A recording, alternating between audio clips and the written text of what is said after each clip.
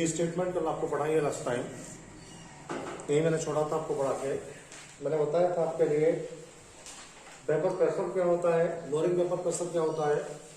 तो lowering vapour pressure मैंने आपको बताया कि भाई जो सॉल्वेंट का वेपर प्रेशर है उसमें से सॉल्यूशन के वेपर प्रेशर को माइनस कर देंगे। पी नॉट ए क्या था, पी नॉट ए जो टर्म हमारे पास थी वो सॉल्वेंट का वेपर प्रेशर था,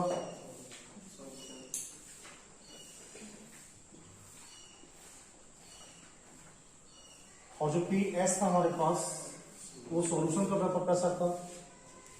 अगर हम लोग सॉल्वेंट के वेपर प्रेशर में से सॉल्यूशन के वेपर प्रेशर को माइनस कर देंगे तो जो वैल्यू हमें मिलेगी उसे हम लोग बोलते थे lowering of vapour pressure, lowering of vapour pressure. अभी क्या है, हम लोग का फाइंड करना है, हम लोगों को relative lowering vapour pressure find करना है। अगर हम लोगों को relative lowering vapour pressure find करना है तो relative lowering vapour pressure find करने को क्या करना पड़ेगा, जो आपके पास लोअरिंग ऑफ वेपर प्रेशर आया है ना, P naught A minus P S आया है, उसको विलायक जो आपके पास है, सॉल्वेंट जो आपके पास है, उसके वेपर प्रेशर से डिवाइड कर देंगे। तो मैं आपको बार बार यही पूछा करूंगा रिलेटिव लोअरिंग वेपर प्रेशर क्या होता है, तो आप मुझे बताया करेंगे P naught A minus P S upon P naught A. Term क्या क्या मैंने आपको समझा दिए हैं। ये वाला जो वेपर प्रेशर है ना वो विलायक का वेपर प्रेशर है, ये वाला जो वेपर प्रेशर है वो विलायक का वाष्प दाब है भाई, और ये वाला जो वेपर प्रेशर है वो किसका है, विलयन का है। तो ये तो हमें पता पड़ गया है कि विलायक का जो वाष्प दाब होता है वो ज्यादा होता है, विलायक की वाष्प ज्यादा बनेगी, और विलयन जो होता है उसका वाष्प दाब कम होता है। क्यों कम होता है, सारी बात कल मेरी आपसे हो चुकी है। देखिए अभी इसी में टॉपिक में आपको डिस्कस करूंगा, और टॉपिक डिस्कस करूंगा आपसे राउट लॉ। बड़ा इंपॉर्टेंट क्वेश्चन है, कभी ऐसा मौका हमारे बोर्ड एग्जाम में नहीं आया है, यूपी बोर्ड में और सीबीएसई बोर्ड में जब ये क्वेश्चन नहीं आता है तो 2 या 3 मार्क्स आपको जरूर मिलेंगे इस क्वेश्चन से। राउट लॉ के बारे में आपको डिस्कस करेंगे। राउट लॉ क्या है, ये है RAOULT, राउट। देखिए राउट का जो स्टेटमेंट है जो मैं आपको पढ़ाऊंगा उससे पहले कुछ जनरल बातें मैं आपको बताऊंगा इसमें क्या क्या यूज करेंगे हम लोग। जैसे हमारे पास मोलर फ्रैक्शन पढ़ा था हम लोगों ने, मोलर फ्रैक्शन में क्या पढ़ा हम लोगों ने, n upon n plus n। ये किसके लिए पढ़ा हम लोगों ने, ये पढ़ा हम लोगों ने सॉल्यूट के लिए, किसके लिए, सॉल्यूट, याद है। एक दूसरा मोलर फ्रैक्शन हम लोगों ने पढ़ा n upon n plus n, ये पढ़ा हम लोगों ने सॉल्वेंट के लिए, वेरी गुड, सॉल्वेंट के लिए। अभी क्या है, ये नीचे क्या लिखा हुआ है, नीचे वाला जो टर्म है वो सॉल्यूशन टर्म है, क्या है, सॉल्यूशन। अगर मैंने कहा कि हम लोग इसे प्योर सॉल्यूट पे लगाएं तो क्या होगा, सॉल्वेंट ना हो इसके अंदर। एक बात समझे ना हमारी, बात बहुत इंपॉर्टेंट बात हो रही है आपसे भाई। ये है n upon n plus n है, और आपने बताया सर ये सॉल्यूट्स का मोलर फ्रैक्शन है, मोल प्रभाज है। मैंने कहा अगर ये केवल सॉल्यूट्स का मोल प्रभाज है तो प्योर स्टेट में क्या होगा, तो प्योर स्टेट में क्या होगा, ये वाला जो है ना पार्ट ये हट जाएगा इसमें से, भाई सॉल्वेंट का पार्ट है क्या करें तो भाई यही तो है, ये है solute upon solute plus solvent. तो मैंने कहा प्योर सॉल्वेंट पे क्या होगा, प्योर सॉल्वेंट पे क्या लगाएंगे, प्योर सॉल्वेंट पे ये वाली पार्ट हट जाएगी इसमें से सॉल्यूट के ऊपर, क्यों क्या हो जाएगा, सॉल्यूट सॉल्यूट बचेगा, सॉल्यूशन होने क्या हो जाएगा, कैंसिल हो जाएगा, तो इक्वल टू क्या हो जाएगा, 1। अगर मैंने आपसे कहा होता कि मैं इसे प्योर सॉल्वेंट पे लगाना चाह रहा हूं, क्या हो जाएगा, ये हो जाएगा solvent upon solvent plus solute, तो सॉल्यूट तो हट जाएगा इसमें से, कोई सॉल्वेंट पे लगेगा तो, और ये कट जाएगा, क्या बचेगा। मैं ये बताना चाह रहा हूं आपको कि जब भी मैं आपको बोला करूंगा कि हमें प्योर स्टेट में अप्लाई करना है, ये हमें प्योर स्टेट में अप्लाई करना है, तो आप तुरंत क्या करेंगे, मोलर फ्रैक्शन की वैल्यू बंद कर दिया करेंगे, चाहे विलय को आए चाहे विलायक को आए। विलय और विलायक को शुद्ध अवस्था में जो मोल प्रभाज होता है वो ऑलवेज कितना होता है, 1 ही लगाना है आप लोगों के लिए। देखिए राउट ने क्या स्टेटमेंट किए, राउट ने जो स्टेटमेंट किए उसके बारे में आपको डिस्कस करूंगा। राउट ने बताया कि जो डाइल्यूट सॉल्यूशन है केवल डायल्यूट्स। डायल्यूट कौन से होते हैं? चैप्टर के शुरू में बात हुई थी आपसे, डायल्यूट वो सॉल्यूशंस होते हैं जिनमें प्रेजेंट बिले या सॉल्यूट्स काउंटेबल क्वांटिटी के अंदर नहीं होता है, यानी जिसमें बिले की जो मात्रा होती है उस मात्रा को हम लोग इफेक्टिव नहीं मान सकते हैं। ये बात होती है आपसे। लेकिन कंसंट्रेट में हम लोग ऐसा नहीं कर सकते हैं। कंसंट्रेट में आपको काउंट करना पड़ेगा उसके लिए। तो राउट की जो स्टेटमेंट आई थी वो डायल्यूट सॉल्यूशंस के लिए आई थी, और डायल्यूट सॉल्यूशंस के बारे में उसने 3 तरह से इसको स्टेटमेंट किया है। तो जो हमारे एग्जाम में क्वेश्चन आएगा तो हमें पढ़ना पड़ेगा किस तरह से हम लोगों से पूछा गया है। देखिए, इस क्वेश्चन के 3 पार्ट हैं। सबसे पहले मैं पार्ट 1 को आपको डिस्कस करूंगा।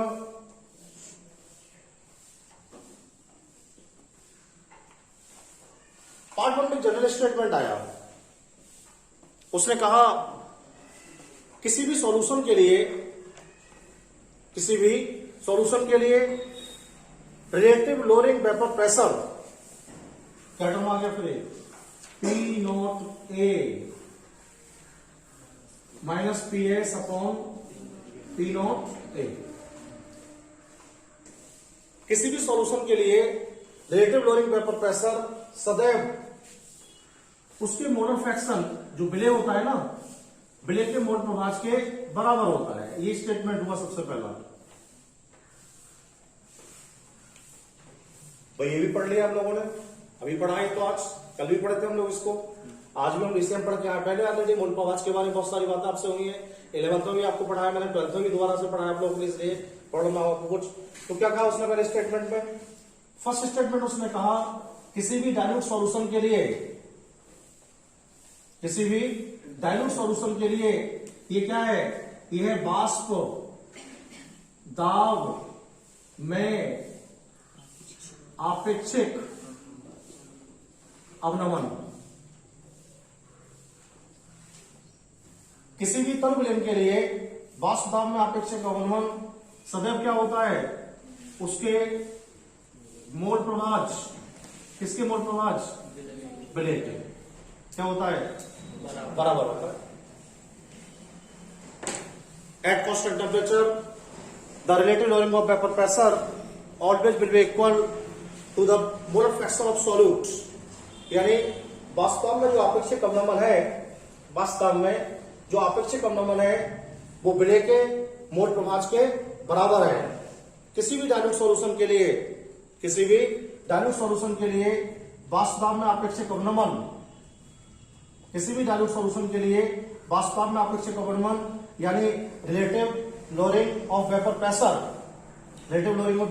प्रेशर किसके इक्वल होता है? मोल प्रभाज मोलर फ्रैक्शन के इक्वल होता है। किसके मोलर फ्रैक्शन के? बिले के। तो जनरल स्टेटमेंट का एक फॉर्मूला बनेगा, और सबसे पहला फॉर्मूला क्या होगा राउटर में? सबसे पहला फॉर्मूला यही होने वाला है भाई, हम लोग इसको पढ़ने वाले हैं, P naught A minus P S upon P naught A equal to N upon N plus N. ये क्या है? वाष्प दाब में आपेक्षिक, और ये क्या है? मोल प्रभाज है। तो बहुत सिंपल टर्म है ये, तो आप लोग को वैसे याद रहेगा। At constant temperature the relative lowering vapour pressure of solution always will be equal the molar fraction of solute for a dilute solution. समझ में आ गया ना? स्थिर ताप पर वाष्प दाब में आपेक्षिक अवनमन, स्थिर ताप पर वाष्प दाब में आपेक्षिक अवनमन बिले के मोल प्रभाज के बराबर होता है। याद रहेगा? अभी थोड़ा सा आगे बढ़ाते हैं हम लोग। ये क्या है? Numbers of mole. तो एन इक्वल टू क्या हो जाएगा भाई? Small W upon small N. ये तो पढ़ा था आपको, बिले का भार बटे बिले का अनुपात, बिले के लिए है। अब कैपिटल वाले में लगाएंगे तो क्या हो जाएगा? Capital W upon capital N हो जाएगा। इन वैल्यू को यहां पुट कर देंगे हम लोग, क्या हो जाएगा? P naught A minus P S upon P naught A equal to small W small M upon small W small M plus capital W upon capital. लेकिन ये जो स्टेटमेंट हम पढ़ रहे हैं ना, किसके लिए पढ़ रहे हैं? डाइल्यूट सॉल्यूशन के लिए। किसके लिए पढ़ रहे हैं? अब डाइल्यूट में क्या बताया था मैंने आपको? मैंने बताया था डाइल्यूट सॉल्यूशन जो होता है उसमें जो सॉल्यूट होता है उसकी जो क्वांटिटी होती है वो अनइफेक्टेड होती है। डाइल्यूट सॉल्यूशन में सॉल्यूट्स की जो क्वांटिटी है वो अनइफेक्टेड होती है। तो यहां पर ये जो है ना आपके पास n+n ये विलेय है, और जब डाइल्यूट पे लगाएंगे इसमें क्या होगा? डाइल्यूट पे जब लगाएंगे तो विलेय की जो मात्रा होगी वो अनइफेक्टेड हो जाएगी, छोड़ देंगे इसे हम लोग। जब भी कभी डाइल्यूट सॉल्यूशन लगाएंगे ना n+n में से n हट जाएगा अपना पे, क्या बचेगा हमारे पास? फॉर डाइल्यूट सॉल्यूशन लिखेंगे हम लोग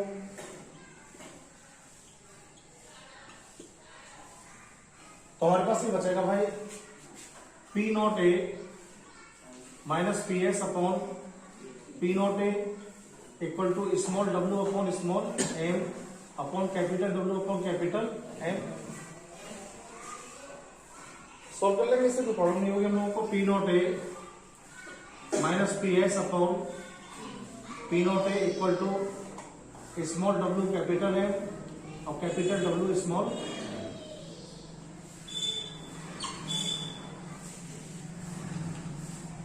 बहुत सारे फॉर्मूला जिनसे हम न्यूमेरिकल सॉल्व करेंगे उनमें काम आएगा। ये कितना यूजफुल फॉर्मूला मैं इसके बारे में समझा देता हूं।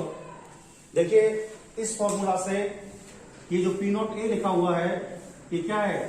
ये सॉल्वेंट का वेपर प्रेशर है। ये सॉल्वेंट का वेपर प्रेशर है।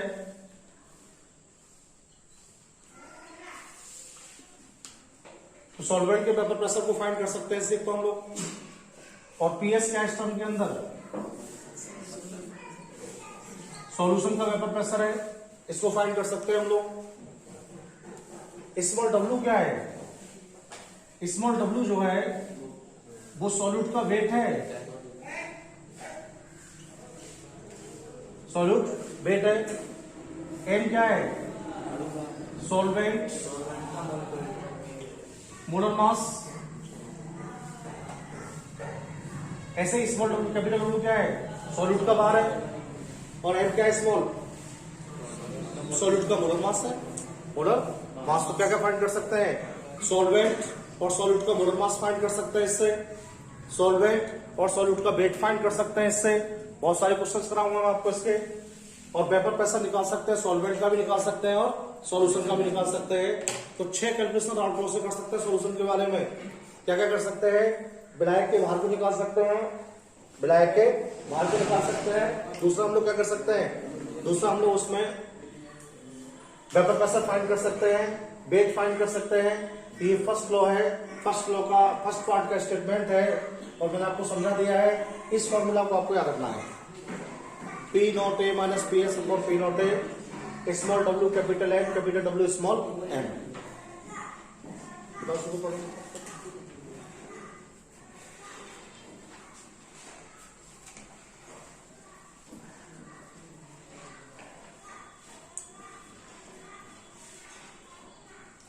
देखो जो सॉल्वेंट होता है ना उसके मोलर फ्रैक्शन को हम लोग क्या करते हैं? सॉल्वेंट के को XA से लिख देते हैं और जो सॉल्यूट होता है उसके मोलर फ्रैक्शन को XB से लिख देते हैं। तो जैसे आप इस फॉर्मूला को लिखना चाहते हैं तो आप ऐसे भी कर सकते हैं भाई कि P0A minus PS upon P0A XB। वास्तव में आप इससे कॉमन विलेय के मोल प्रभाज के बराबर होता है। विलेय का जो मोल प्रभाज होता है उसे किससे शो करते हैं? XB से। बताया तो मैंने करके आपके लिए। ऐसे भी लिख सकते हैं आप लोग, इसके लिए कुछ जगह में काम आएगा तो मैं ऐसे ही लिखूंगा उसको, है ना। तो वो सेकंड स्टेटमेंट क्या है आउटलॉ की भाई? अब आउटलॉ की जो सेकंड स्टेटमेंट है वो फॉर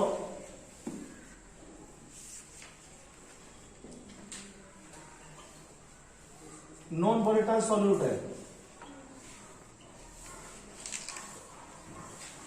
अब नॉन वोलेटाइल सॉल्यूट कौन से होते हैं? अवाष्पशील विलेय। क्या होते हैं? अवाष्पशील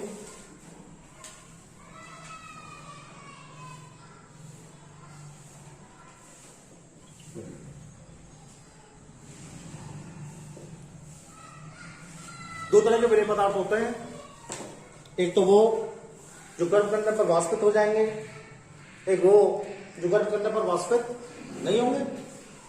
जो वाष्पित हो जाएंगे वो वाष्पशील कहलाएंगे, और जो वाष्पित नहीं होंगे वो कैसे कहलाएंगे? अवाष्पशील कहलाएंगे। जहां सी बात है। अभी जो आपसे बात हो रही है वो हो रही है अवाष्पशील के बारे में। इसके बारे में बहुत ध्यान सुनेंगे भैया। तो आप ये मैं करता हूं, हमारे पास एक सॉल्वेंट है,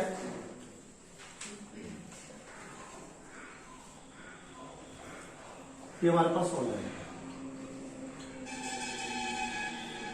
ठीक है। और देखो हमने क्या काम किया, इसमें सॉल्यूट मिला दिया है, ये सॉल्यूट है।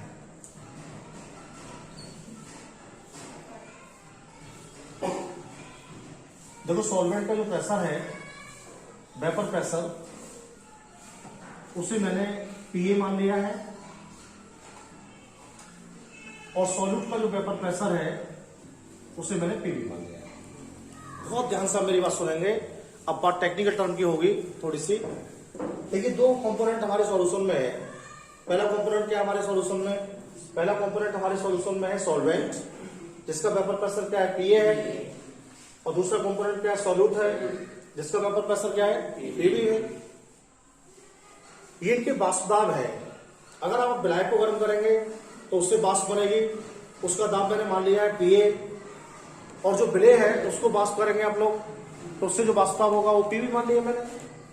लेकिन ध्यान रखेंगे, वाष्प दाब जो होता है वो सदैव मोलर फ्रैक्शन के समानुपाती होता है। अगर मोलर फ्रैक्शन ज्यादा होगा तो वाष्प दाब ज्यादा होगा, अगर मोलर फ्रैक्शन कम होगा तो वाष्प दाब कम होगा। यानी किसी भी सॉल्यूशन का जो वेपर प्रेशर है वो मोलर फ्रैक्शन के डायरेक्टली प्रोपोर्शनल है।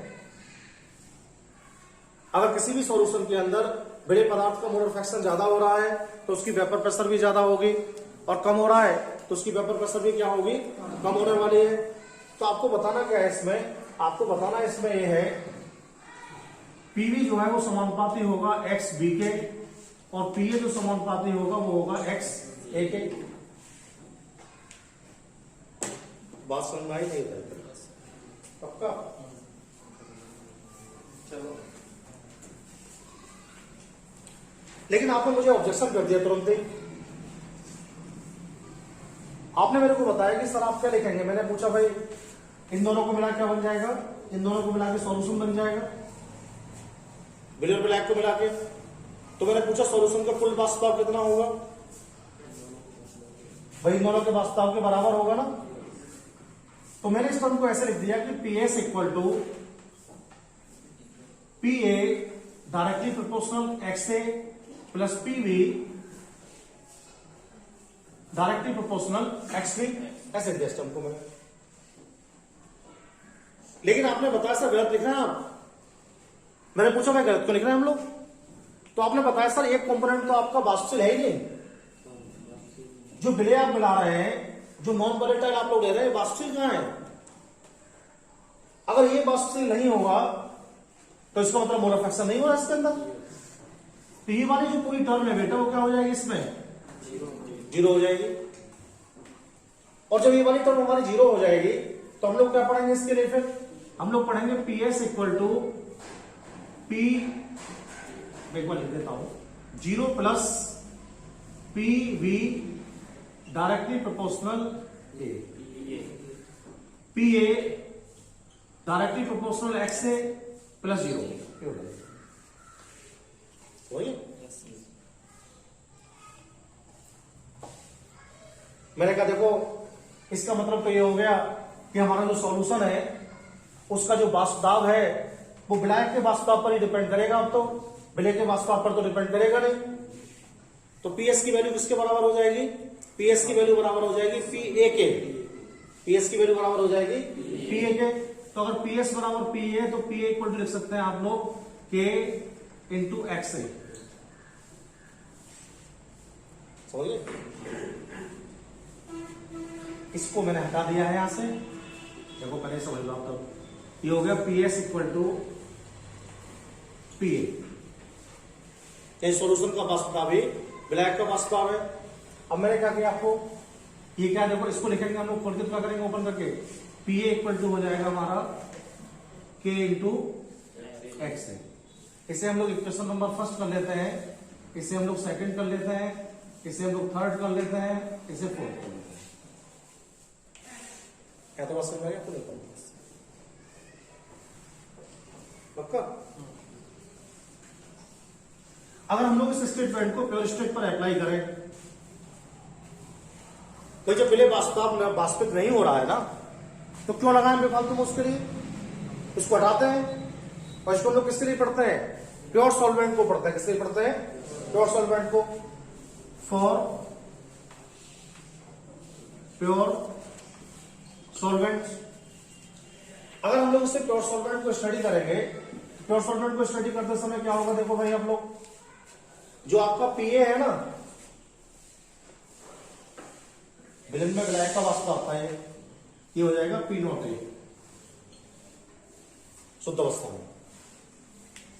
अभी दर्शाया था मैंने, बताया था ब्लैक का वास्तव पी नॉट ए शुद्ध अवस्था में ये कर देंगे हम लोग। और जो मोलर फ्रैक्शन एक्स से आपके पास है, ये कितना हो जाएगा शुद्ध अवस्था में, 1। अभी पढ़ाया था, तो शुरू के पढ़ा में यही पढ़ाया सबसे पहले। शुद्ध अवस्था में किसी का मोल प्रकाश क्या होता है, 1 होता है। एक्स की वैल्यू क्या हो जाएगी, 1 हो जाएगी। इन दोनों वैल्यू को आप इस इक्वेशन फोर्थ में लगा देंगे भाई, क्या हो जाएगा देखो, ये हो जाएगा P naught A equal to K into 1। तो पी नॉट ए बराबर क्या हो जाएगा, के हो जाएगा। और के की जो वैल्यू है ना, उसे यहां से हटा के हम लोग इसमें लगा देंगे, तो क्या आ जाएगा हमारा, ये आ जाएगा आपका P A equal to P naught A into x.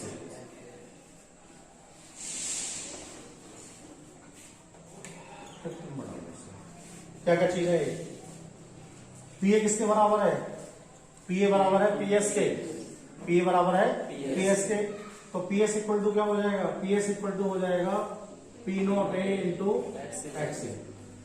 ये एक फॉर्मूला आएगा, इसे इक्वेशन 6 कर देंगे और अब आप उसको स्टडी करेंगे।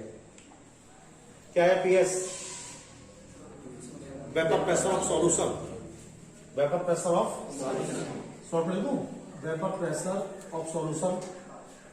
ये क्या है, P naught A, vapour pressure of solvent, pure solvent. और ये क्या है, मोलर फ्रैक्शन है। क्या है, मोलर फ्रैक्शन। कैसे पढ़ेंगे, कांस्टेंट टेम्परेचर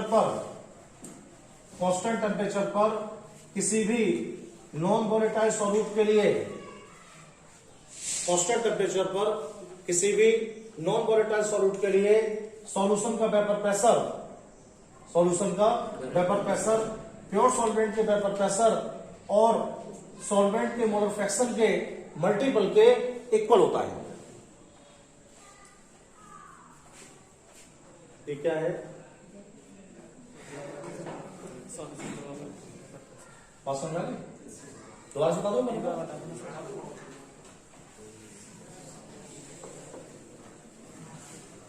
कोई नहीं बता, सुनो आप लोग। देखो ये टर्म हमारे पास है P equal to P S equal to P A plus P B. यार इस टर्म में मैं बता रहा हूं आपके लिए कि सॉल्यूशन का जो वेपर प्रेशर है वो ग्रे और ब्लैक के वास्तव के ऊपर डिपेंड करेगा, दोनों के योग के बराबर होगा। एक क्वेश्चन नंबर फर्स्ट कर लेता हूं, ठीक है, समझ आ जाएगा भाई। तो पी एस इक्वल टू क्या हो जाएगा भाई, P A directly proportional X A plus P V directly proportional X B हो जाएगा। इस तरफ में कोई प्रॉब्लम आपको नहीं होगी। देखिए क्या बात हुई है मेरी आपसे, पीएम किसको पढ़ रहा है, अवास्तिल को पढ़ रहा है, तो पहले तो वास्तविल है ही नहीं, तो गायब हो गया तो पूरा इसमें से। तो टर्म क्या बचेगी, टर्म बचेगी P S equal to P A directly proportional X A plus 0। तो आप कैसे लिख सकते हैं इसे, पी एस इक्वल टू लिख सकते हैं P A directly proportional X A, equation number 3। और कैसे लिख सकते हैं हम लोग इसके लिए, पी एस किसके इक्वल है, पी ए के, इसके बराबर ही होगा। तो क्या हो जाएगा आपका इक्वेशन? ये आपका इक्वेशन हो जाएगा पी एस इक्वल टू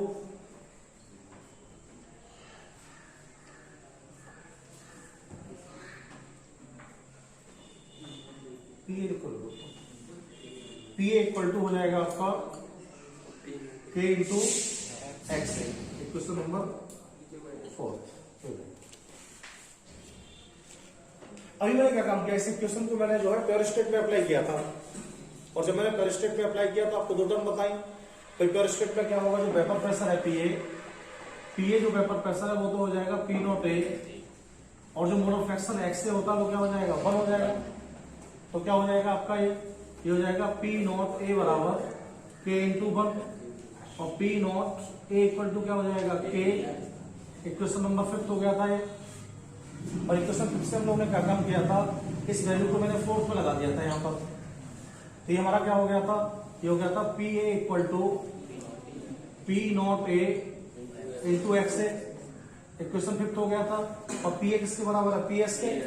तो पी एस इक्वल टू क्या हो गया था, पी एस इक्वल टू हो गया था P naught A into X A. Question 6।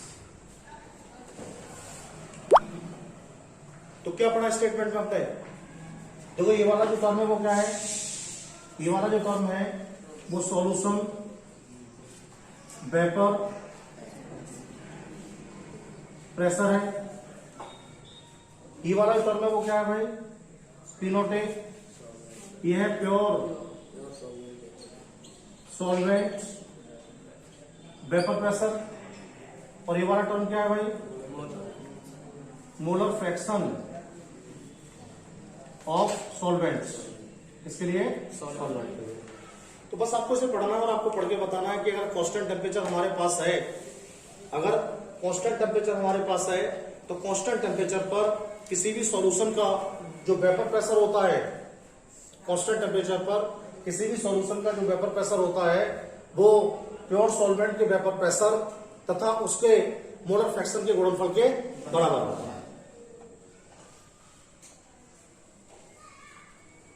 विलयन का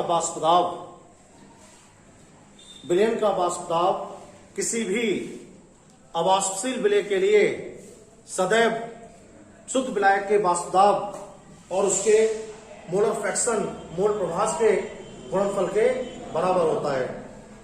at constant temperature the vapour pressure of any solution, at constant temperature the vapour pressure of any solution always will be equal to the pure solvent vapor pressure and pure solvent mole fraction multiple value।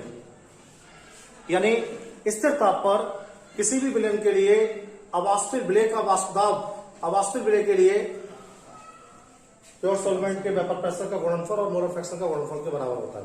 दोनों का multiply कर देते हैं, clear कर सकते हैं। और यहाँ पर क्या टर्म आ जाती है, यहाँ पर टर्म आ जाए वोलेटाइल की जगह नॉन वोलेटाइल की जगह आ जाए, ये हट जाएगा टर्म यहां से। अब स्टेटमेंट 3 में जा रहे हैं हम लोग।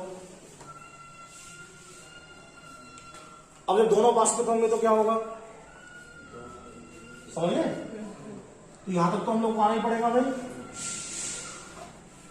यहां तक तो हम लोगों को आना पड़ेगा ना। और जब हम लोग यहां तक आएंगे तो क्या हो जाएगा, ये 2 टर्म बच जाएंगे इसके। ये भी वाष्पशील है और ये भी वाष्पशील है। ये क्या होगा, वाष्पशील अनुपात में आगे सॉल्व हो गए। ये सॉल्व क्या हो गया है, P naught A into X A. ये सॉल्व हो गया, ये तो हुआ है। और ये क्या हो गया, सॉल्व हो गया भाई, ये हो गया P naught B into X B. इन दोनों का हम लोग ऐड कर लेंगे तो क्या हो जाएगा, इन दोनों का हम लोग ऐड कर लेंगे तो पी एस इक्वल टू क्या हो जाएगा, P naught A X A plus P naught B X B. ये स्टेटमेंट हो जाएगा वोलेटाइल के लिए। क्या पढ़ेंगे हम लोग इस स्टेटमेंट के लिए, किसी भी सॉल्यूशन के लिए वेपर प्रेशर का वैल्यू शुद्ध विलायक के वाष्प दाब और मोल प्रवाह के गुणनफल तथा शुद्ध विलय के वाष्प दाब और उसके मोल प्रवाह के गुणनफल के योग के बराबर होता है, के योग के बराबर होता है।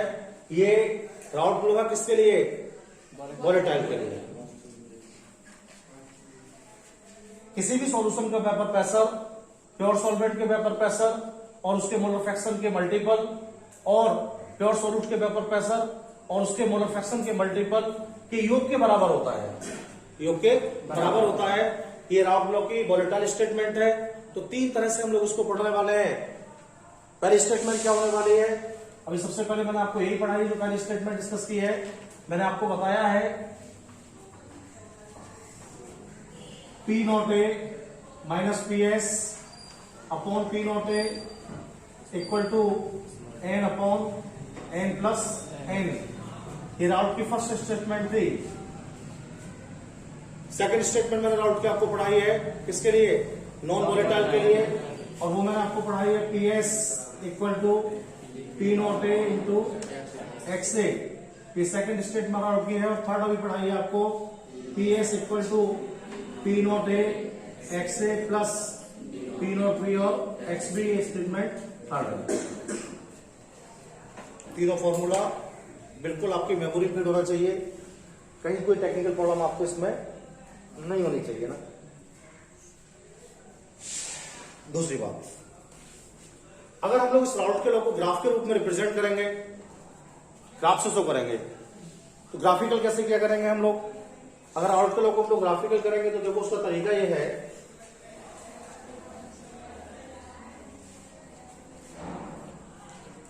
ध्यान देना मेरी बात करो आप लोग।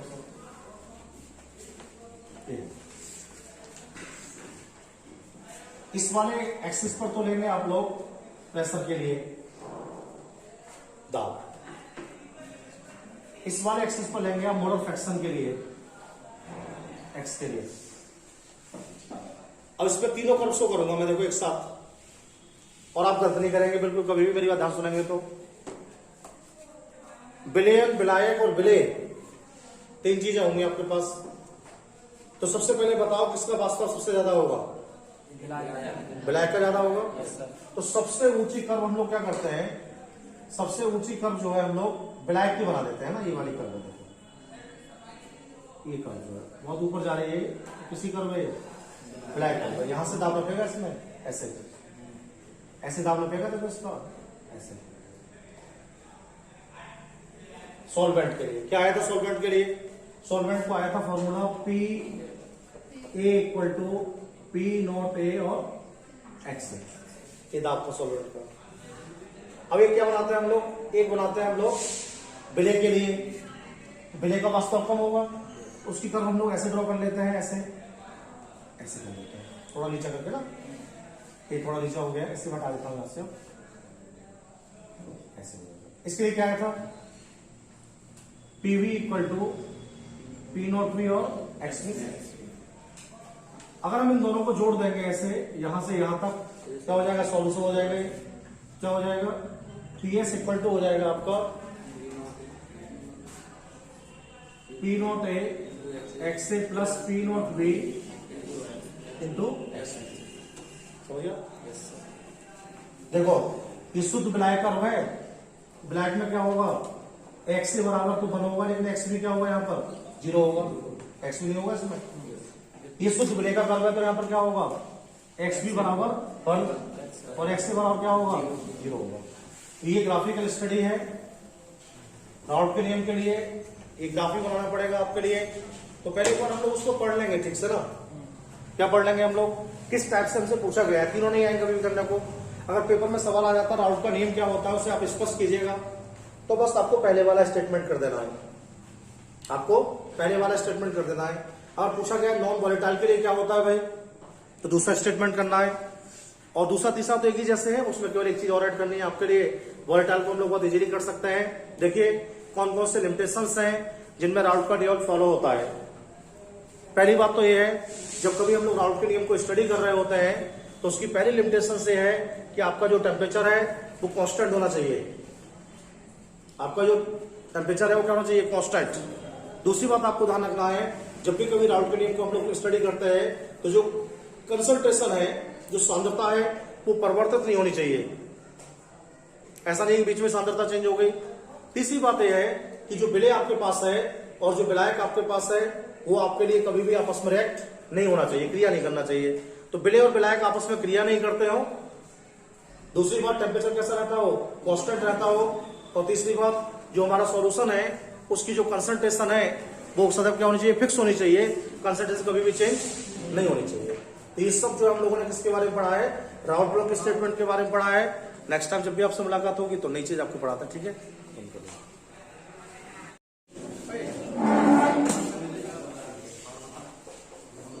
हो गया ना?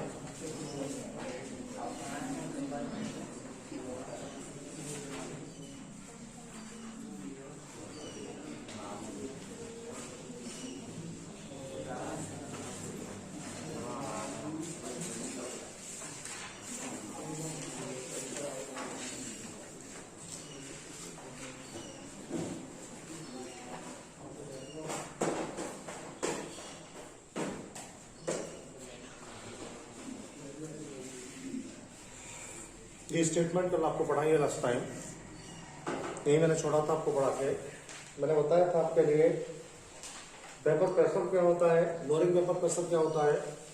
तो लोअरिंग वेपर प्रेशर मैंने आपको बताया कि भाई जो सॉल्वेंट का वेपर प्रेशर है उसमें से सॉल्यूशन के वेपर प्रेशर को माइनस कर देंगे।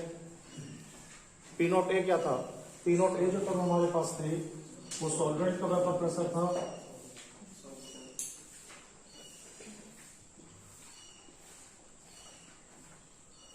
और जो पी एस था हमारे पास वो सॉल्यूशन का वेपर प्रेशर था। अगर हम लोग सॉल्वेंट के वेपर प्रेशर में से सॉल्यूशन के वेपर प्रेशर को माइनस कर देंगे तो जो वैल्यू हमें मिलेगी उसे हम लोग बोलते थे lowering of vapour pressure, lowering of vapour pressure. अभी क्या है, हम लोग का फाइंड करना है, हम लोग को relative lowering vapour pressure find करना है। अगर हम लोग को relative lowering vapour pressure find करना है तो relative lowering vapour pressure find करने को क्या करना पड़ेगा, जो आपके पास लोअरिंग ऑफ वेपर प्रेशर आया है ना, P naught A minus P S आया है, उसको विलायक जो आपके पास है, सॉल्वेंट जो आपके पास है, उसके वेपर प्रेशर से डिवाइड कर देंगे। तो मैं आपको बार बार यही पूछा करूंगा रिलेटिव लोअरिंग वेपर प्रेशर क्या होता है, तो आप मुझे बताया करेंगे P naught A minus P S upon P naught A. Term क्या क्या मैंने आपको समझा दिए हैं। ये वाला जो वेपर प्रेशर है ना वो विलायक का वेपर प्रेशर है, ये वाला जो वेपर प्रेशर है वो विलायक का वाष्प दाब है भाई, और ये वाला जो वेपर प्रेशर है वो किसका है, विलियन का है। तो ये तो हमें पता पड़ गया है कि विलायक का जो वाष्प दाब होता है वो ज्यादा होता है, विलायक की वाष्प ज्यादा बनेगी, और विलियन जो होता है उसका वाष्प दाब कम होता है। क्यों कम होता है, सारी बात कल मेरी आपसे हो चुकी है। देखिए अभी इसी में टॉपिक में आपको डिस्कस करूंगा, और टॉपिक डिस्कस करूंगा आपसे राउल्ट लॉ। बड़ा इंपॉर्टेंट क्वेश्चन है, कभी ऐसा मौका हमारे बोर्ड एग्जाम में नहीं आया है, यूपी बोर्ड में और सीबीएसई बोर्ड में जब ये क्वेश्चन नहीं आता है तो 2 या 3 मार्क्स आपको जरूर मिलेंगे इस क्वेश्चन से। राउल्ट लॉ के बारे में आपको डिस्कस करेंगे। राउल्ट लॉ क्या है, ये है RAOULT, राउल्ट। देखिए राउल्ट का जो स्टेटमेंट है जो मैं आपको पढ़ाऊंगा उससे पहले कुछ जनरल बातें मैं आपको बताऊंगा इसमें क्या क्या यूज करेंगे हम लोग। जैसे हमारे पास मोलर फ्रैक्शन पढ़ा था हम लोगों ने, मोलर फ्रैक्शन में क्या पढ़ा हम लोगों ने, n upon n plus n। ये किसके लिए पढ़ा हम लोगों ने, ये पढ़ा हम लोगों ने सॉल्यूट के लिए, किसके लिए, सॉल्यूट, याद है। एक दूसरा मोलर फ्रैक्शन हम लोगों ने पढ़ा n upon n plus n, ये पढ़ा हम लोगों ने सॉल्वेंट के लिए, वेरी गुड, सॉल्वेंट के लिए। अभी क्या है, ये नीचे क्या लिखा हुआ है, नीचे वाला जो टर्म है वो सॉल्यूशन टर्म है, क्या है, सॉल्यूशन। अगर मैंने कहा कि हम लोग इसे प्योर सॉल्यूट पे लगाएं तो क्या होगा, सॉल्वेंट ना हो इसके अंदर। एक बात समझे ना हमारी बात, बहुत इंपोर्टेंट बात हो रही है आपसे भाई। ये है n upon n plus n है, और आपने बताया सर ये सॉल्यूट्स का मोलर फ्रैक्शन है, मूल प्रभाज है। मैंने कहा अगर ये केवल सॉल्यूट्स का मूल प्रभाज है तो प्योर स्टेट में क्या होगा, तो प्योर स्टेट में क्या होगा, ये वाला जो है ना पार्ट ये हट जाएगा इसमें से, भाई सॉल्वेंट का पार्ट है क्या तो भाई यही तो है, ये है solute upon solute plus solvent. तो मैंने कहा प्योर सॉल्वेंट पे क्या होगा, प्योर सॉल्वेंट पे क्या लगाएंगे, प्योर सॉल्वेंट पे ये वाली पार्ट हट जाएगी इसमें से, सॉल्यूट के ऊपर केवल क्या बचेगा, सॉल्यूट बचेगा। सॉल्यूशन में क्या हो जाएगा, कैंसिल हो जाएगा, तो इक्वल टू क्या हो जाएगा 1। अब मैंने आपसे कहा होता कि मैं इसे प्योर सॉल्वेंट पे लगाना चाह रहा हूं, क्या हो जाएगा, ये हो जाएगा solvent upon solvent plus solute. तो सॉल्यूट तो हट जाएगा इसमें से, कोई सॉल्वेंट पे लगेगा तो, और ये कट जाएगा, क्या बचेगा 1। मैं ये बताना चाह रहा हूं आपको कि जब भी मैं आपको बोला करूंगा कि हमें प्योर स्टेट में अप्लाई करना है, ये हमें प्योर स्टेट में अप्लाई करना है, तो आप तुरंत क्या करेंगे, मोलर फ्रैक्शन की वैल्यू बंद कर दिया करेंगे।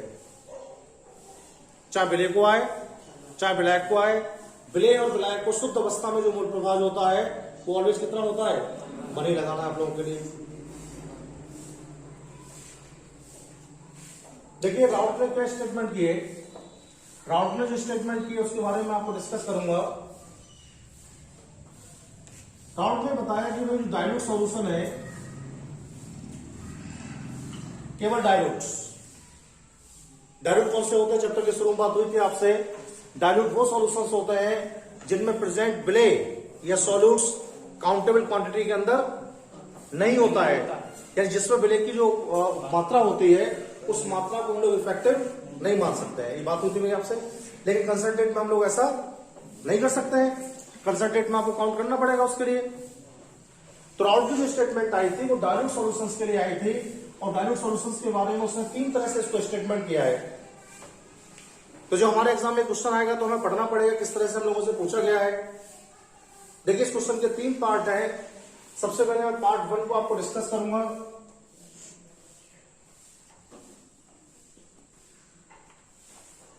पार्ट 1 में जनरल स्टेटमेंट आया, उसने कहा किसी भी सॉल्यूशन के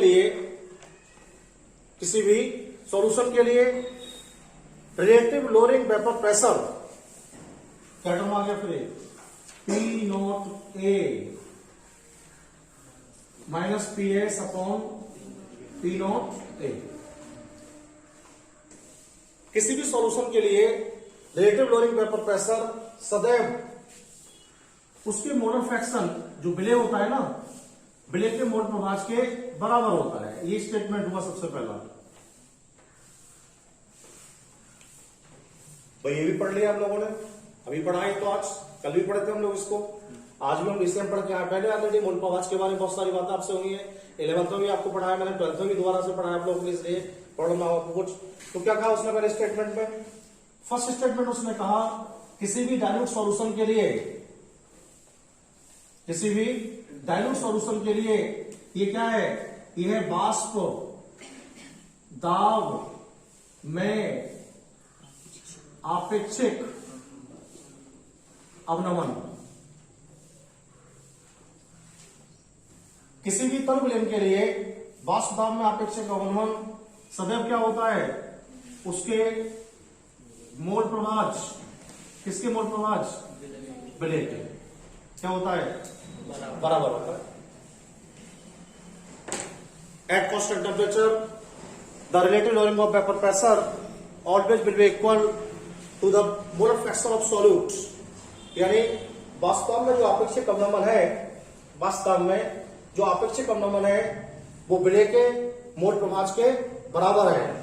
किसी भी डाइल्यूट सॉल्यूशन के लिए वास्तव में आपेक्षिक अवनमन, किसी भी डाइल्यूट सॉल्यूशन के लिए वास्तव में आपेक्षिक अवनमन यानी relative lowering of vapour pressure, relative lowering of vapour pressure किसके इक्वल होता है, मोल प्रभाज मोलर फ्रैक्शन के इक्वल होता है। किसके मोलर फ्रैक्शन के, विलय के।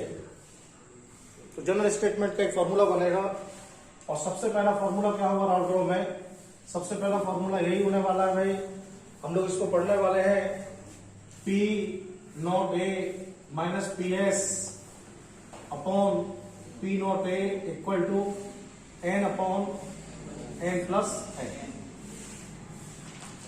ये क्या है, वाष्प दाब में आपेक्षिक, और ये क्या है, मोल प्रभाज है। तो बहुत सिंपल टर्म है ये, तो आप लोग को वैसे याद रहेगा। At constant temperature the relative lowering vapour pressure of solution always will be equal the molar fraction of solute for a dilute solution। समझ में आ गया ना। स्थिर ताप पर वाष्प दाब में आपेक्षिक अवनमन, स्थिर ताप पर वाष्प दाब में आपेक्षिक अवनमन विलय के मोल प्रभाज के बराबर होता है। याद आएगा। अभी थोड़ा सा आगे बढ़ाते हैं हम लोग।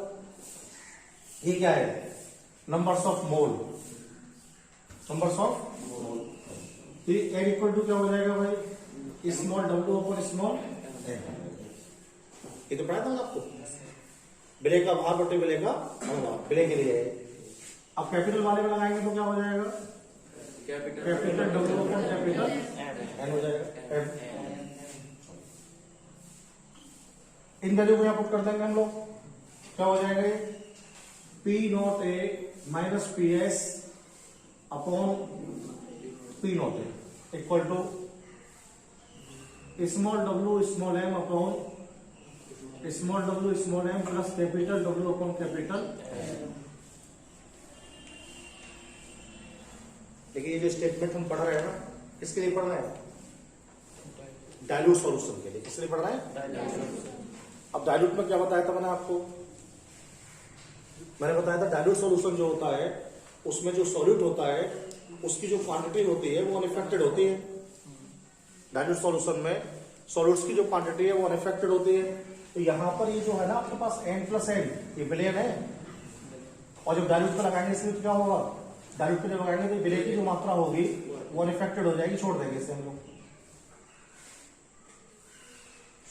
जब भी कभी डाइल्यूट सॉल्यूशन लगाएंगे ना, n प्लस एन में से n हट जाएगा अपने आप ही। क्या बचेगा हमारे पास? फॉर डाइल्यूट सॉल्यूशन लिखेंगे हम लोग,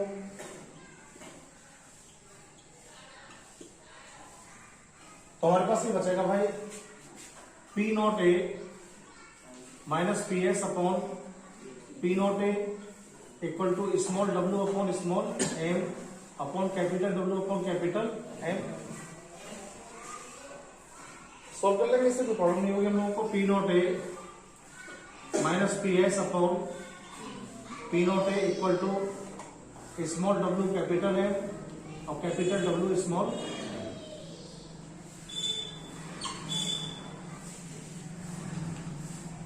बहुत सारे फॉर्मूला जिनसे हम न्यूमेरिकल सॉल्व करेंगे उनमें काम आएगा। ये कितना यूजफुल फॉर्मूला मैं इसके बारे में समझा देता हूं। देखिए इस फॉर्मूला से ये जो पी नॉट ए लिखा हुआ है ये क्या है? ये सॉल्वेंट का वेपर प्रेशर है। ये सॉल्वेंट का वेपर प्रेशर है।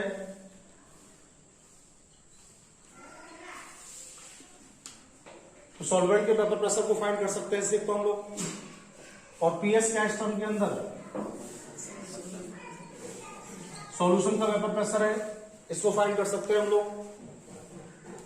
स्मॉल डब्ल्यू क्या है? स्मॉल डब्ल्यू जो है वो सॉल्यूट का वेट है।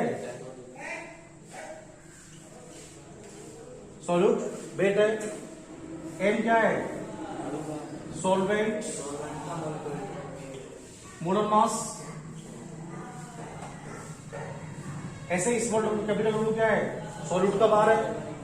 और एम क्या है? स्मॉल सॉल्यूट का मोलर मास है। मोलर मास तो क्या क्या फाइंड कर सकते हैं? सॉल्वेंट और सॉल्यूट का मोलर मास फाइंड कर सकते हैं इससे। सॉल्वेंट और सॉल्यूट का वेट फाइंड कर सकते हैं इससे। बहुत सारे क्वेश्चंस कराऊंगा मैं आपको इसके। और वेपर प्रेशर निकाल सकते हैं, सॉल्वेंट का भी निकाल सकते हैं और सॉल्यूशन का भी निकाल सकते हैं। तो 6 कैलकुलेशन आउटफ्लो से कर सकते हैं सॉल्यूशन के बारे में। क्या क्या कर सकते हैं? विलायक के भार को निकाल सकते हैं, विलायक के भार को निकाल सकते हैं। दूसरा हम लोग क्या कर सकते हैं? दूसरा हम लोग उसमें वेपर प्रेशर फाइंड कर सकते हैं, वेट फाइंड कर सकते हैं। ये फर्स्ट लॉ है, फर्स्ट लॉ का फर्स्ट पार्ट का स्टेटमेंट है और मैंने आपको समझा दिया है। इस फॉर्मूला को आपको याद रखना है। P naught A minus P S upon P naught A small W capital M capital W small M.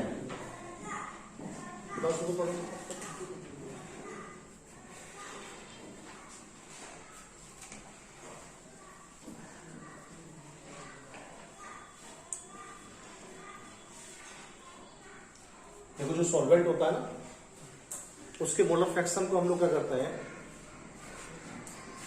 Solvent को एक्स ए से लिख देते हैं और जो सॉल्यूट होता है उसके मोलर फ्रैक्शन को एक्स बी से लिख देते हैं। तो जैसे आप इस फॉर्मूला को लिखना चाहते हैं तो आप ऐसे भी कर सकते हैं भाई कि P naught A minus P S upon P naught A X B. वास्तव में आपेक्षिक अवनमन विलय के मोल प्रभाज के बराबर होता है। विलय का जो मोल प्रभाज होता है उसे किससे जो करते हैं, एक्स बी से। बताया था ना करके आपके लिए। ऐसे भी लिख सकते हैं आप लोग, इसके लिए कुछ जगह में काम आएगा तो मैं ऐसे ही लिखूंगा इसको, है ना। तो वो सेकंड स्टेटमेंट क्या रहा की भाई, अब आउटलॉ की जो सेकंड स्टेटमेंट है वो फॉर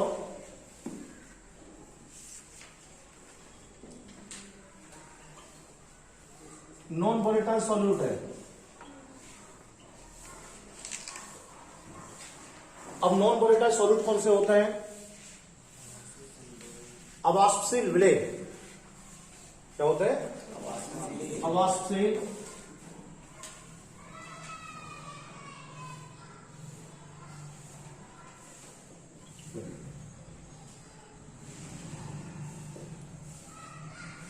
दो तरह के विलय पदार्थ होते हैं।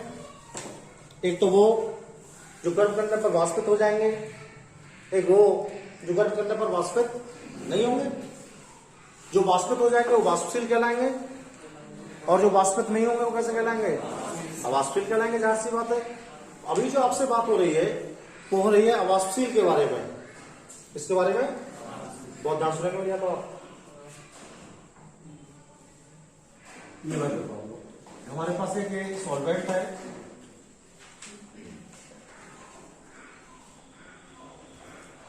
ये हमारे पास सॉल्वेंट है, ठीक है। और देखो हमने क्या काम किया, इसमें सॉल्यूट मिला दिया है, ये सॉल्यूट है।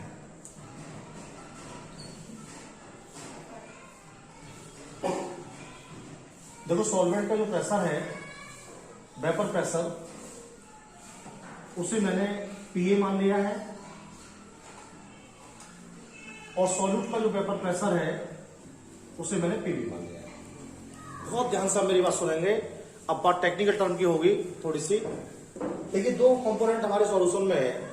पहला कंपोनेंट क्या हमारे सॉल्यूशन में, पहला कंपोनेंट हमारे सॉल्यूशन में है सॉल्वेंट, जिसका वेपर प्रेशर क्या है, पीए है। और दूसरा कंपोनेंट क्या है, सॉल्यूट है, जिसका वेपर प्रेशर क्या है, पीबी है। ये इनके वाष्प दाब है। अगर आप विलाय को गर्म करेंगे तो उससे वाष्प बनेगी, उसका दाब मैंने मान लिया है पीए। और जो विलय है उसको वाष्प करेंगे आप लोग तो उससे जो वाष्प दाब होगा वो पीबी मान लिया मैंने। लेकिन ध्यान रखेंगे वाष्प दाब जो होता है वो सदैव मोलर फ्रैक्शन के समानुपाती होता है। अगर मोलर फ्रैक्शन ज्यादा होगा तो वाष्प दाब ज्यादा होगा, अगर मोलर फ्रैक्शन कम होगा तो वाष्प दाब कम होगा। यानी किसी भी सॉल्यूशन का जो वेपर प्रेशर है वो मोलर फ्रैक्शन के डायरेक्टली प्रोपोर्शनल है। अगर किसी भी सॉल्यूशन के अंदर बड़े पदार्थ का मोलर फ्रैक्शन ज्यादा हो रहा है तो उसकी वेपर प्रेशर भी ज्यादा होगी, और कम हो रहा है तो उसकी वेपर प्रेशर भी क्या होगी, कम होने वाली है। तो आपको बताना क्या है इसमें, आपको बताना इसमें यह है पीवी जो है वो समानुपाती होगा एक्स बी के, और पीए जो समानुपाती होगा वो होगा एक्स ए के। बात समझ में आई नहीं पक्का? चलो, लेकिन आपने मुझे ऑब्जेक्शन कर दिया तुरंत ही। आपने मेरे को बताया कि सर आप क्या लिखेंगे। मैंने पूछा भाई इन दोनों को मिला क्या बन जाएगा, इन दोनों को मिला के सॉल्यूशन बन जाएगा, विलय और ब्लैक को मिला के। तो मैंने पूछा सॉल्यूशन का कुल वाष्प दाब कितना होगा, भाई इन दोनों के वाष्प दाब के बराबर होगा ना। तो मैंने इस टर्म को ऐसे लिख दिया कि P S equal to P A directly proportional X A plus P V directly proportional X B, ऐसे दिया इस टर्म को मैंने। लेकिन आपने बताया सर गलत लिखना है आप। मैंने पूछा भाई गलत क्यों लिख रहे हैं हम लोग, तो आपने बताया सर एक कंपोनेंट तो आपका वाष्पशील है ही नहीं। जो विलय आप मिला रहे हैं, जो नॉन वोलेटाइल आप लोग ले रहे हैं, वाष्पशील कहां है। अगर ये वाष्पशील नहीं होगा तो इसका मतलब मोलर फ्रैक्शन नहीं हो रहा इसके अंदर। तो ये वाली जो पूरी टर्म है बेटा वो क्या हो जाएगी, इसमें जीरो हो जाएगी। और जब ये वाली टर्म हमारी जीरो हो जाएगी तो हम लोग क्या पढ़ेंगे इसके लिए, फिर हम लोग पढ़ेंगे P S equal to P, एक बार लिख देता हूं, 0 plus PV directly proportional PA directly proportional X से प्लस 0। वही मैंने कहा देखो इसका मतलब तो ये हो गया कि हमारा जो सॉल्यूशन है उसका जो वास्तव है वो ब्लैक के वास्तव पर ही डिपेंड करेगा। अब तो ब्लैक के वास्तव पर तो डिपेंड करेगा नहीं। तो पीएस की वैल्यू किसके बराबर हो जाएगी? पीएस की वैल्यू बराबर हो जाएगी पीए के। पीएस की वैल्यू बराबर हो जाएगी पीए के। तो अगर पीएस बराबर पीए तो पीए इक्वल टू लिख सकते हैं आप लोग के इंटू एक्स है। समझिए, इसको मैंने हटा दिया है यहां से। देखो पहले समझ लो आप। तो ये हो गया पीएस इक्वल टू पीए। ये सॉल्यूशन का वास्तव है, ब्लैक का वास्तव है। अब मैंने क्या किया आपको, ये क्या देखो इसको लिखेंगे हम लोग, खोल के क्या करेंगे ओपन करके, पीए इक्वल टू हो जाएगा हमारा के इंटू एक्स है। इसे हम लोग इक्वेशन नंबर फर्स्ट कर लेते हैं, इसे हम लोग सेकंड कर लेते हैं, इसे हम लोग थर्ड कर लेते हैं, इसे फोर्थ कर लेते हैं। क्या तो बात समझ में आपको? पक्का? अगर हम लोग इस स्टेटमेंट को प्योर स्टेट पर अप्लाई करें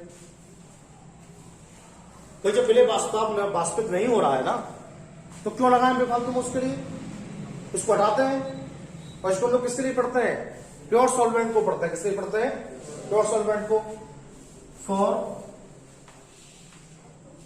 प्योर सॉल्वेंट।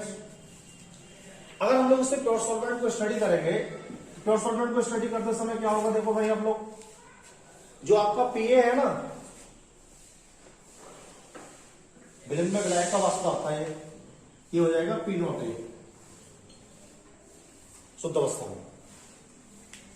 अभी दर्शाया था मैंने, बताया था ब्लैक का वास्तव पी नॉट ए शुद्ध अवस्था में ये कर देंगे हम लोग। और जो मोलर फ्रैक्शन एक्स से आपके पास है, ये कितना हो जाएगा शुद्ध अवस्था में? 1। अभी पढ़ाया था, तो शुरू के पढ़ा यही पढ़ाया सबसे पहले। शुद्ध अवस्था में किसी का मोल प्रकाश क्या होता है? 1 होता है। एक्स की वैल्यू क्या हो जाएगी? 1 हो जाएगी। इन दोनों वैल्यू को आप इस इक्वेशन फोर्थ में लगा देंगे भाई। क्या हो जाएगा? देखो ये हो जाएगा P naught A equal to K into 1। तो पी नॉट ए बराबर क्या हो जाएगा? क्या हो जाएगा? और के की जो वैल्यू है ना, उसे यहां से हटा के हम लोग इसमें लगा देंगे। तो क्या आ जाएगा हमारा? ये आ जाएगा आपका P A equal to P naught A into x.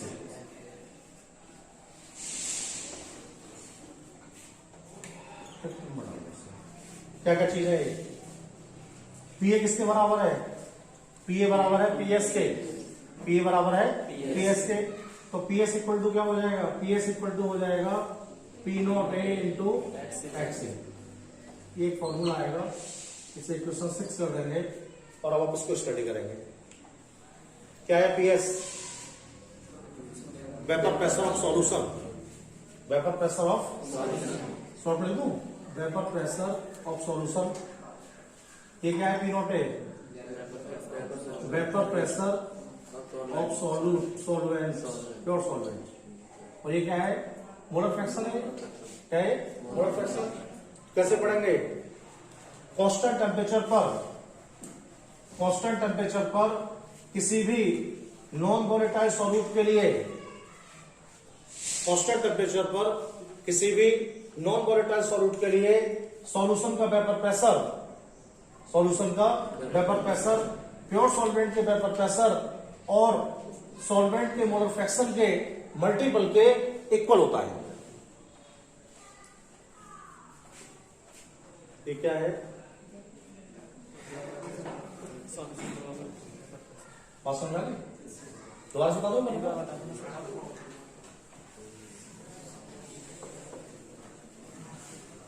कोई नहीं बता दो। सुनो आप लोग, दो एक टर्म हमारे पास है, P equal to P S equal to P A plus P B.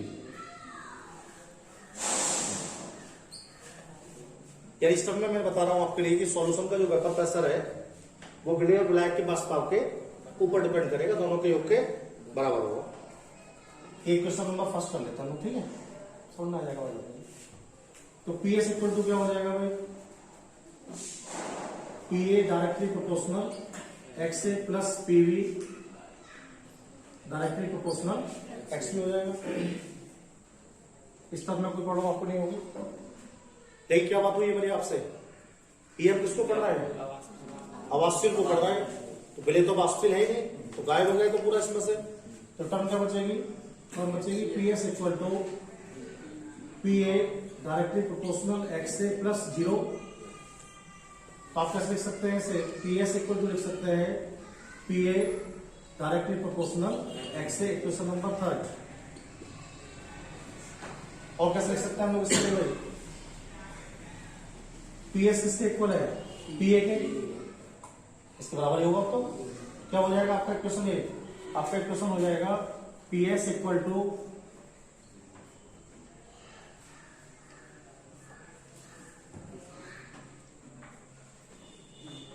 P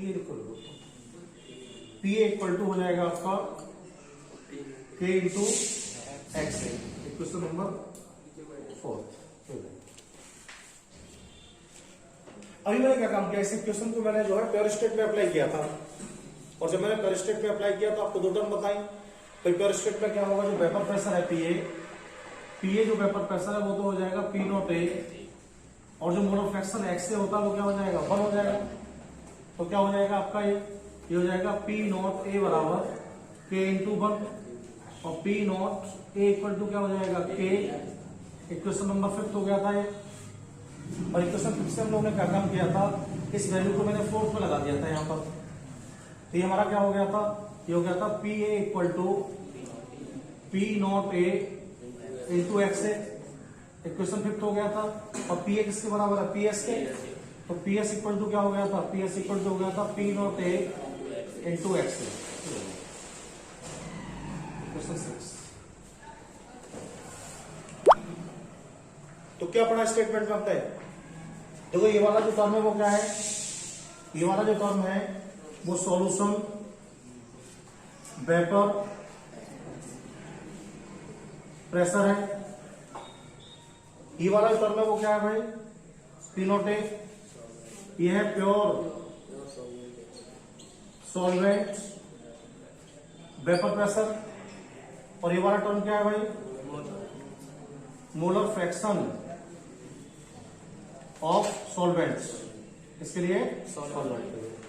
तो बस आपको इसे पढ़ना और आपको पढ़ के बताना है कि अगर कांस्टेंट टेम्परेचर हमारे पास है, अगर कांस्टेंट टेम्परेचर हमारे पास है तो कांस्टेंट टेम्परेचर पर किसी भी सॉल्यूशन का जो वेपर प्रेशर होता है, कांस्टेंट टेम्परेचर पर किसी भी सॉल्यूशन का जो वेपर प्रेशर होता है वो प्योर सॉल्वेंट के वेपर प्रेशर तथा उसके मोलर फ्रैक्शन के गुणनफल के बराबर होता है।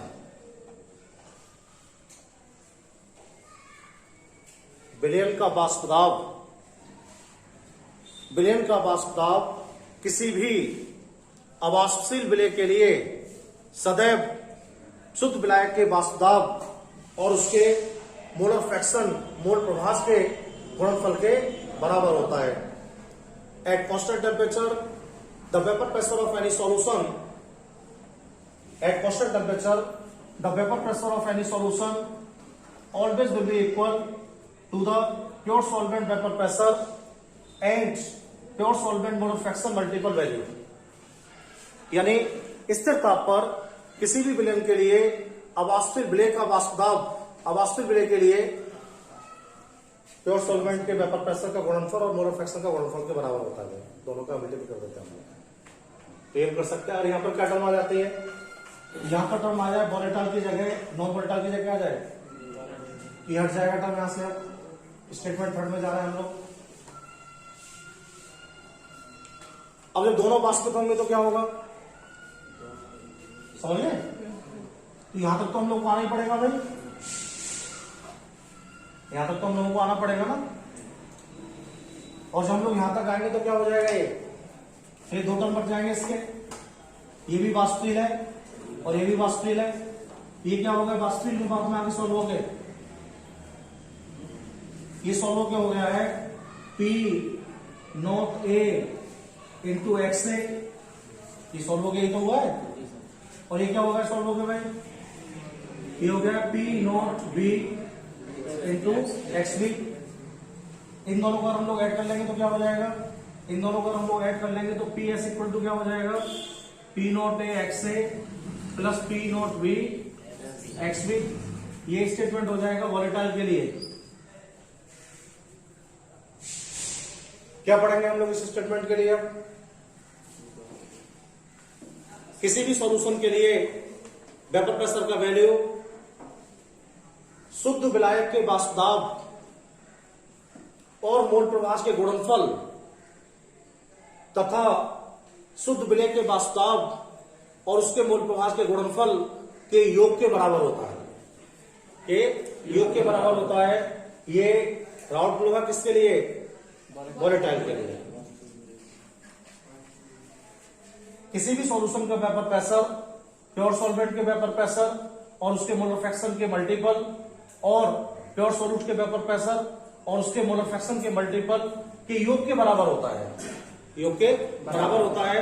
ये राउट लॉ की वोलेटाइल स्टेटमेंट है। तो तीन तरह से हम लोग उसको पढ़ने वाले हैं।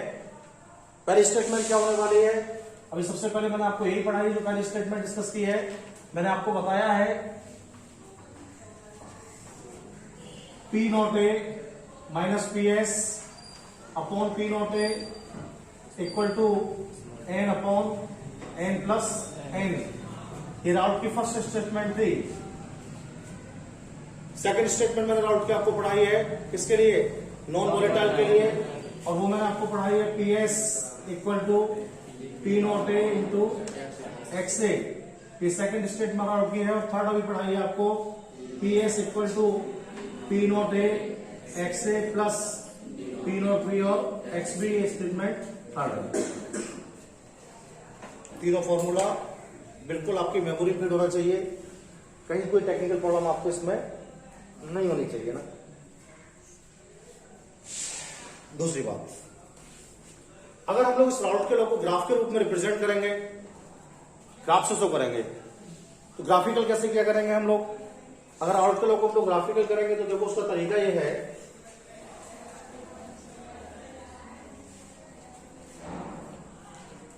ध्यान देना मेरी बात को आप लोग सब।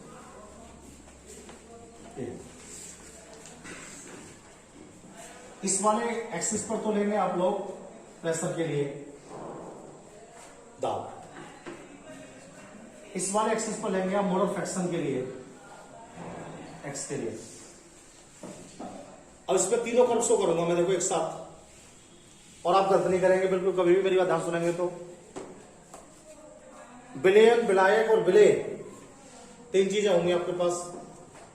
तो सबसे पहले बताओ किसका वास्तव सबसे ज्यादा होगा, विलायक का ज्यादा होगा।